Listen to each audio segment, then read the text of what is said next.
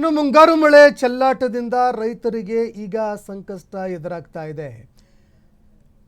ಸರಿಯಾದ ಸಮಯಕ್ಕೆ ಸರಿಯಾದ ಪ್ರಮಾಣದಲ್ಲಿ ಮಳೆ ಆಗದೆ ನಿರೀಕ್ಷಿತ ಮಳೆ ಆಗದೆ ಇದ್ದಿದ್ದಕ್ಕೆ ಬಿತ್ತನೆ ಕಾರ್ಯಕ್ಕೆ ಹಿನ್ನಡೆಯಾಗಿದೆ.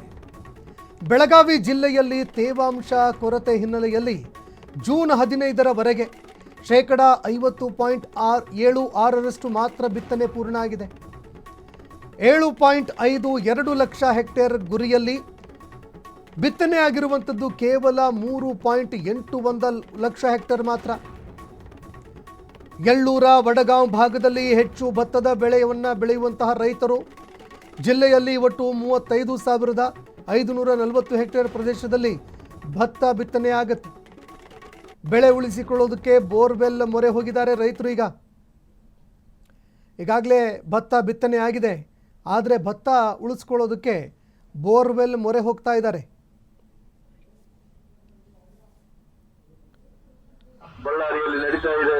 ದಯವಿಟ್ಟು ಇದಕ್ಕೆಲ್ಲರೂ ಕೂಡ ಬೆಂಬಲವನ್ನ ಬಳ್ಳಾರಿ ನಾಗರಿಕರು ಇದಕ್ಕೆ ಬೆಂಬಲ ಕೊಡಬೇಕು. ಈ ಬಳ್ಳಾರಿ ಬಂದ್ ಕಾರ್ಯಕ್ರಮಕ್ಕೆ ಯಶಸ್ವಿಯಾಗಬೇಕಾದ್ರೆ ನೀವೆಲ್ಲರೂ ಕಾರಣಕರ್ತರಾಗ್ತೀರಿ. ನೀವೆಲ್ಲರೂ ಕೂಡ ಇವತ್ತು ರೈತರ ಬದುಕಿಗೆ ಒಂದು ಆಶ್ರಯ ಕೂಡ ಕೊಟ್ಟಂಗಾಗುತ್ತೆ. ಎಲ್ಲ ಬಳ್ಳಾರಿ ನಾಗರಿಕರು, ರೈತರು, ನಾಗರಿಕರು ಎಲ್ಲರೂ ಒಂದಕ್ಕೊಂದು ಸಂಬಂಧ ಇದೆ. ದಯವಿಟ್ಟು ಇವತ್ತು ಬಳ್ಳಾರಿ ನಾಗರಿಕರಲ್ಲಿ ಮನವಿಯನ್ನು ಮಾಡ್ತಾ ಇದ್ದೀನಿ. ಬಳ್ಳಾರಿ ಬಂದು ಸ್ವಯಂ ಪ್ರೇರಿತವಾಗಿ ಬಂದ್ ಮಾಡ್ಕೋಬೇಕಂತ ಹೇಳಿ